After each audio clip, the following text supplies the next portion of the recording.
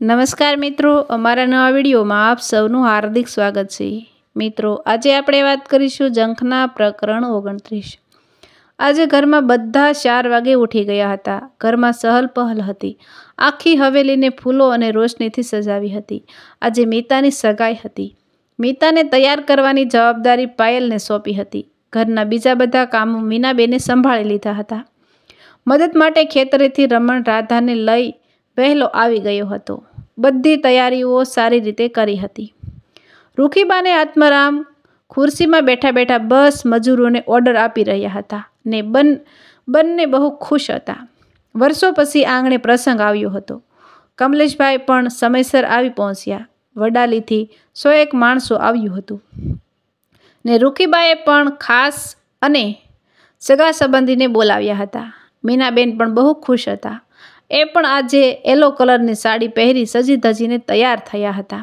પરેશભાઈ પણ પોતાના સ્ટેજ પ્રમાણે સૂટ બૂટ પહેરી તૈયાર થયા હતા। મીતાનો મૂર્તિઓ એટલે કે વંશ ક્રીમ કલરની શેરવાનીને મરૂન દુપટ્ટામાં સરસ શોભી રહ્યો હતો।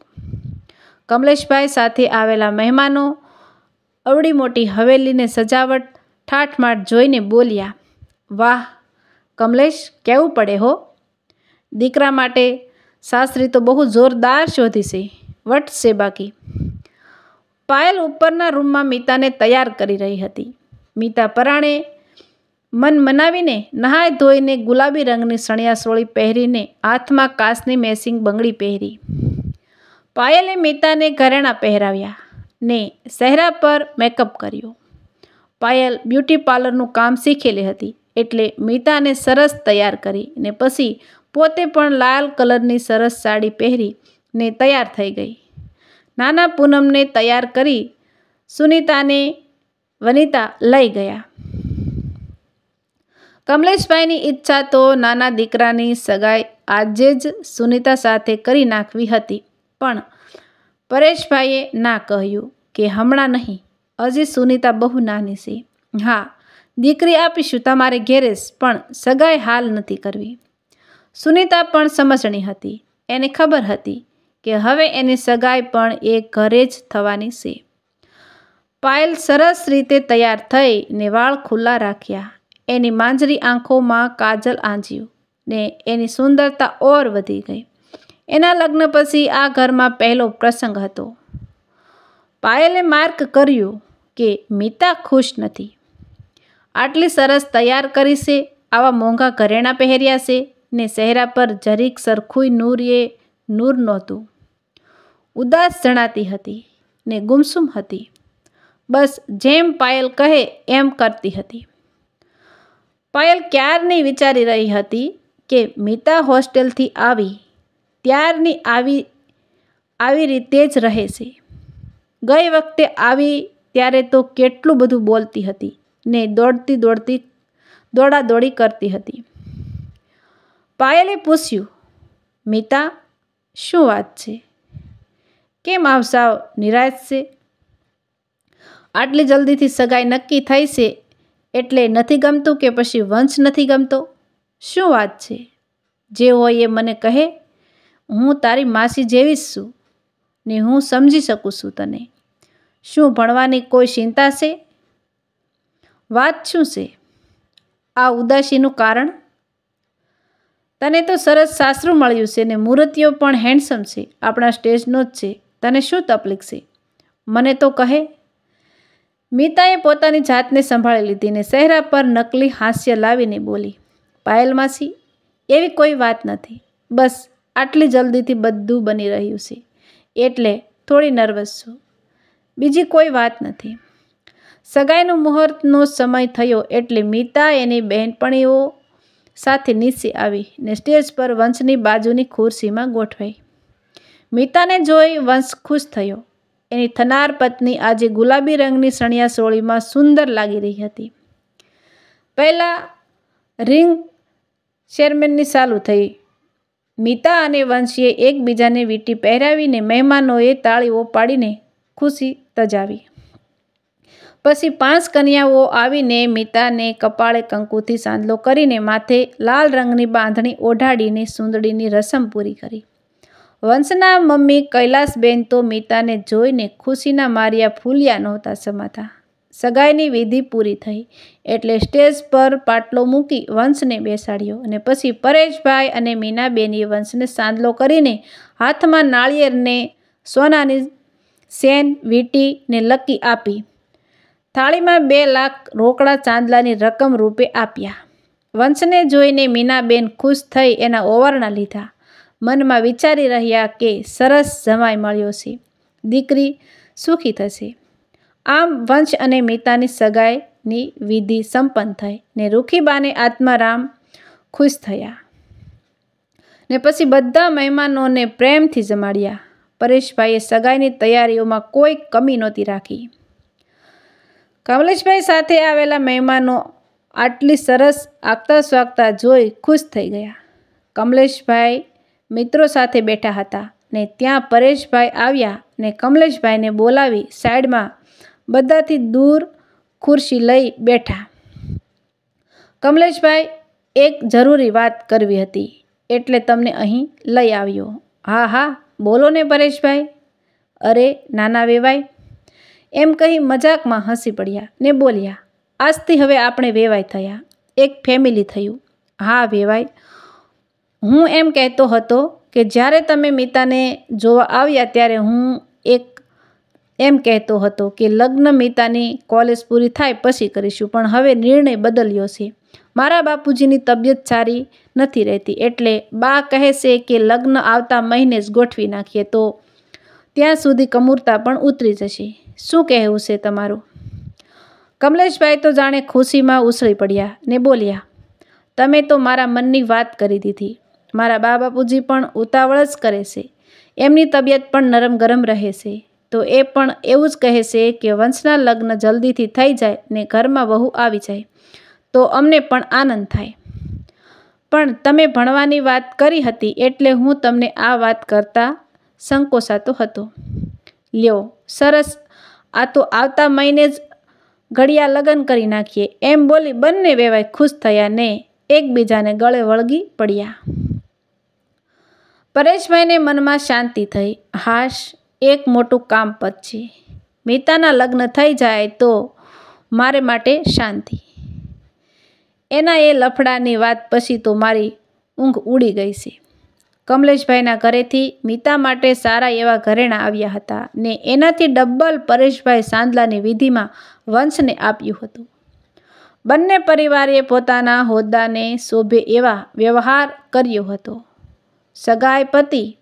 સગાઈ પછી મીતા અને વંશીએ બધા સગા વહાલાને પગે લાગીને આશીર્વાદ લીધા. બધું સરસ રીતે રંગે સંગે પતી ગયું ને મહેમાનોએ વિદાય લીધી. સગા સંબંધીઓ પણ પોતપોતાના ઘરે ગયા. મીતાનું ગ્રુપ તો કોલેજ ચાલુ હતી એટલે શહેરમાં જ હતું એટલે કોઈ આવી શક્યું નહોતું. મીતા, રીટા અને નિશાને બહુ યાદ કરી રહી હતી. પરેશભાઈને મીનાબેન તો ખુશ હતા કે મીતાની એક પણ ફ્રેન્ડ સગાઈમાં આવી નહોતી. બધું સરખું થતાં સાંજ પડી ગઈ. રૂખીબાને આત્મારામ ઓસરીમાં ખાટલે બેઠા ને પરેશભાઈ હિસકે બેઠા. મીનાબેન નીચે બેઠા. પાયલ તો કદી ઘરની ગમે તે વાત હોય રસ લેતી જ નહોતી. રૂખીબા બોલ્યા, હાશ, શાંતિ થઈ, સગાઈ હેમખેમ પૂરી થઈ એટલે સમજો અડધા લગ્ન પત્યા જ સમજો. અરે બા, અડધા લગ્ન પણ કમૂરતા પછી આવતા મહિને પૂરા થઈ જશે. રૂખીબાને આત્મારામ બોલ્યા, ભાઈ તું તો એમ કહેતો હતો ને કે લગ્ન મીતાનું ભણતર પૂરું થાય પછી કરવાશે. હા બા, પણ આજે કમલેશભાઈએ કહ્યું કે એમના બા બાપુજીની તબિયત સારી નથી એટલે એ લગ્ન જલ્દીથી આવતા મહિને જ કરવાનું કહે છે ને આપણે રહ્યા દીકરીવાળા એટલે ના તો કહેવાય જ નહીં. જો ના પાડું તો એમને ખોટું લાગે એટલે મેં પણ એમને હા પાડી દીધી છે. મીનાબેન એકદમ બોલી ઉઠ્યા, પણ આટલી ઉતાવળથી લગ્ન? સગાઈને વરસ રહેવા દીધી હોત તો સારું થાત. એકબીજાના પરિવારને જાણવાનો મોકો મળત. બીનાની મમ્મી, એમાં આપણું કંઈ ના ચાલે, હવે એ કહે એમ કરવું પડે. રૂખીબાને આત્મારામ બોલ્યા, વાંધો નહીં ભાઈ, આ તો બહુ સરસ કર્યું. દીકરી પરણી જાય એટલે ગંગા નાહ્યા ને આપણે ક્યાં પૈસાની કમી છે? તૈયારીઓ તો થઈ જશે, પૈસો છે તો બધું જ છે. મીનાબેનને તો કંઈ બોલવાનું જ ના રહ્યું ને એ સમજી ગયા કે લગ્નની ઉતાવળ મીતાના સસરા કમલેશભાઈએ નથી કરી, પણ પરેશભાઈને છે. આ ઘટના બની ત્યારના એ બહુ ટેન્શનમાં રહે છે. મારી વાત તો કોઈ સાંભળતું પણ નથી, કંઈ ચાલતું પણ નથી. પાયલ અંદરના રૂમમાં બેસી પૂનમને પારણે ઝૂલાવી રહી હતી. એ પણ મીતાના લગ્નની વાત સાંભળીને સમખી. પાયલ મનમાં વિચારી રહી કે હજી તો કાલ સુધી લગ્ન 2 વર્ષ પછી કરવાની વાત ચાલતી હતી ને આજે અચાનક લગ્ન? ચોક્કસ દાળમાં કંઈક કાળું છે, પણ હું જાણતી નથી. ને પરેશભાઈ જ્યારથી મીતાને કોલેજથી લઈને આવ્યા ત્યારના ખોવાયેલા રહે છે. મારી સાથે સરખી વાત પણ નથી કરતા. મોટી બેન પણ ટેન્શનમાં લાગે છે. કંઈક તો વાત છે. મીતા પણ સાવ બદલાઈ ગઈ છે. શું હશે? મારાથી કંઈક તો છુપાવી જ રહ્યા છે. પહેલાં તો પરેશભાઈ રોજ પાયલના રૂમમાં જતા ને પૂનમને રમાડતા ને હમણાંથી તો મીનાબેનના રૂમમાં જતા રહેતા ને બંને પતિ પત્ની કંઈક ગુપસુપ કરતા. પાયલને પરેશભાઈ પર કોઈ લગાવ નહોતો કે નહોતો કોઈ પ્રેમ. પરેશભાઈ મીનાબેનના રૂમમાં સૂવા જાય એ જ પાયલને ગમતું. પાયલને તો બસ આવડી મોટી હવેલીને એસો આરામની જિંદગી. એને ખબર હતી કે એના લગ્ન એક સમજૂતી જ છે. ઘરના વારસદાર માટે જ આ લોકોએ એને આ હવેલીમાં વહુ બનાવીને લાવ્યા હતા. ને પરેશભાઈ પણ પ્રેમ તો મીનાબેનને જ કરતા હતા.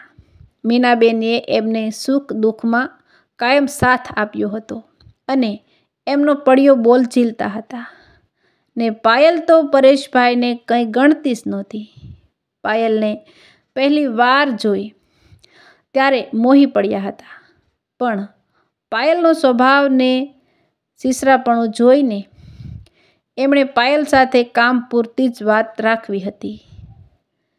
ને પૂનમના જન્મ પછી તો પાયલ પણ સાવ બદલાઈ ગઈ હતી. પૂનમ ઊંઘી ગયો એટલે પાયલ સીધી ઉપરના રૂમમાં મીતા પાસે ગઈ. મીતા કપડાં ચેન્જ કરીને ઘરેણાં ઉતારી રહી હતી. ના મનની બોલી, આવો માસી.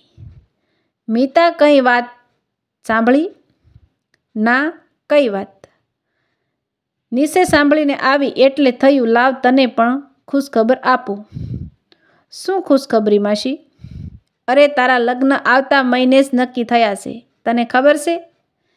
મીતા પહેલાં તો ટેન્શનમાં આવી ગઈ ને કપાળે પરસેવો છૂટી ગયો ને પછી પોતાની જાતને સંભાળતા બોલી, આમાં શું ખુશખબરી? આ તો થવાનું જ હતું એક દિવસ. લગ્ન આવતા મહિને થાય કે 2 વર્ષ પછી, મને શું ફેર પડે છે? ને આ ઘરમાં દીકરીઓનું કંઈ ચાલે પણ છે? એ અમારી મરજી પણ ક્યાં કોઈ પૂછે છે? બસ દીકરીઓને તો આ લોકો બોજ માને છે, એટલે બસ ઘરમાંથી બને એટલું જલ્દીથી પરણાવી છૂટી જવું છે. નિશે રૂખીબાને આત્મારામીએ પૂછ્યું, પર્યા પછી આ મીતાના ભણવાનું શું થશે? કોલેજ પૂરી નહીં થાય ને?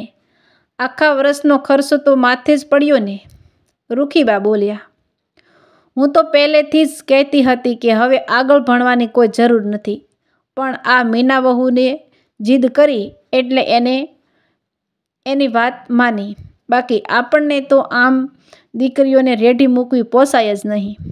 મીનાબેન ચૂપ હતા ને વિચારી રહ્યા હતા કે મીતાને બહુ દુઃખ થશે લગ્નની વાત સાંભળીને, પણ હવે મીતાએ જે કાંડ કર્યું છે એ પછી હવે મીતાનો વિશ્વાસ પણ થાય એમ નથી. પાયલ મીતાના કાન ભરી રહી હતી, પણ મીતા એના વિચારોમાં મગ્ન હતી. મીતાના જીવનમાં આગળ કેવો મોડ આવશે એ જાણવા માટે સાંભળો આગળનું પ્રકરણ 30. મિત્રો, આવા જ નવા વિડીયો જોવા માટે અમારી ચેનલ લાઇક, શેર અને સબસ્ક્રાઈબ કરજો. વિડીયો સાંભળવા બદલ ખૂબ ખૂબ ધન્યવાદ.